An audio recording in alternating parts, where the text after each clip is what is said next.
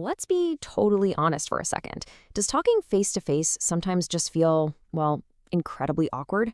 If you're nodding your head right now, trust me, you are absolutely not alone. I mean, we live in this hyper-connected digital first world, right? Texting, snapping, sliding into DMs, that's our default.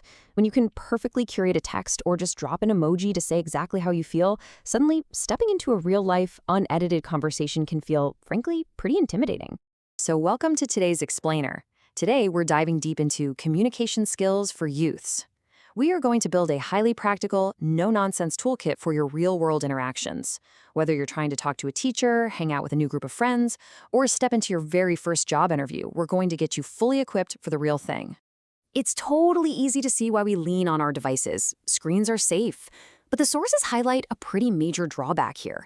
Relying entirely on our phones makes reading nonverbal cues and understanding tone of voice super difficult. But hey, here is the great news. Face-to-face communication, it is absolutely not some magical, elusive talent you're just born with. Not at all. It's simply a learnable set of tools. It's kind of like driving a car or learning a new sport. It just takes a bit of practice. Okay, here's our roadmap for today. We'll start with the face-to-face challenge, then move into our three main tools: active listening, assertive speaking, and authentic networking. And finally, we'll wrap up with your new communication toolkit. Let's jump right into Section 1, the face-to-face challenge. And that brings us straight to our very first tool in Section 2, active listening. Now, active listening basically requires hearing with your whole body. We really need to reframe how we think about listening, because it isn't just silently waiting for your turn to speak, you know what I mean? It's an active, highly focused process. It's about understanding both the actual words being said and, more importantly, the unspoken feelings behind them.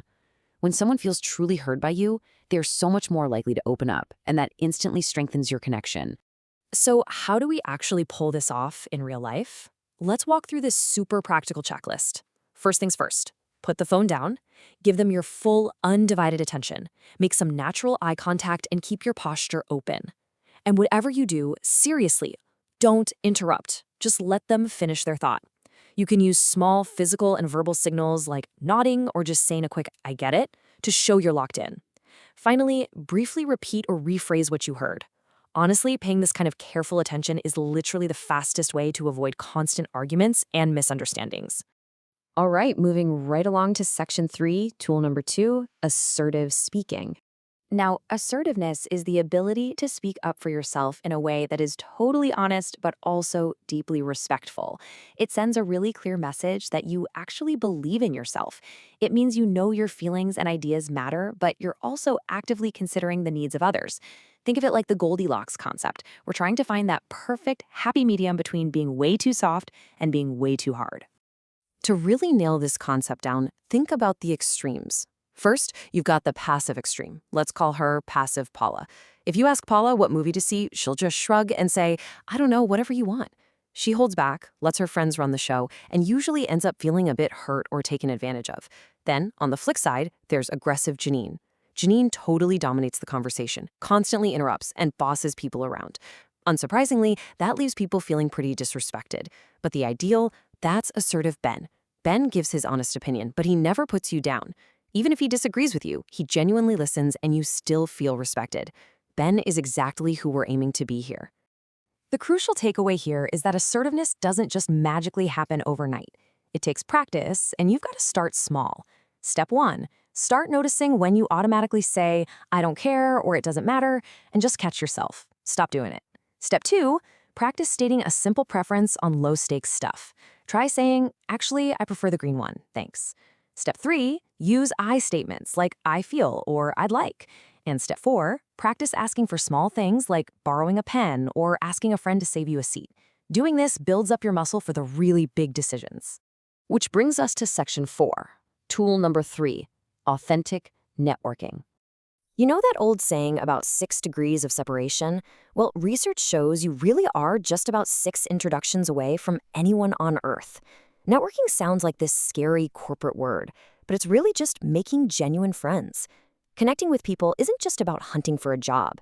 It opens completely unexpected doors, provides amazing mentorship, and introduces you to people who will push you to become an even better version of yourself. Now, if you're on the shyer side, big events can feel incredibly overwhelming. So here are 4 actionable steps to get past that. First, just prepare a simple, genuine intro. Your name, what you study, maybe what you're interested in. Keep it low pressure. Second, start small. Chat with classmates or go to smaller society meetups before you head up giant conferences. Third, ask open-ended questions. Something like, what's your favorite part of your job? Takes all the pressure right off you. And fourth, follow up with a quick message within a day or two to keep that momentum going. Don't treat it as a transactional give and take. Just focus on finding common ground. I absolutely love this tip from the sources. Don't collect contacts like Pokemon cards. Let's be real, having a massive list of shallow connections doesn't actually do anything for you. Depth matters far, far more than just racking up numbers in your phone. Focus on quality over quantity. Even one really good, genuine conversation at an event can be a total game changer. Finally, Section 5, your new communication toolkit. Let's bring it all together.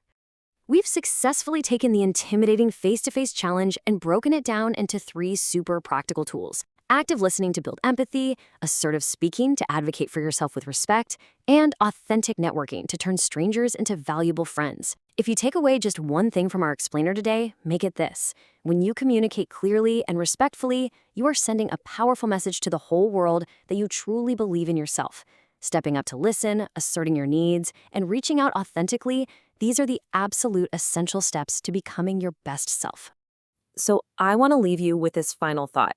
Having all this knowledge is great, but taking action, that's where the magic actually happens. Look at your new toolkit. Are you going to put your phone down and actively listen to a friend later today? Will you stop yourself from saying I don't care and actually assert a preference? Or are you going to introduce yourself to someone brand new? Which tool are you going to practice today? Go get out there and test your new skills in the real world. Thanks so much for hanging out with me for this explainer.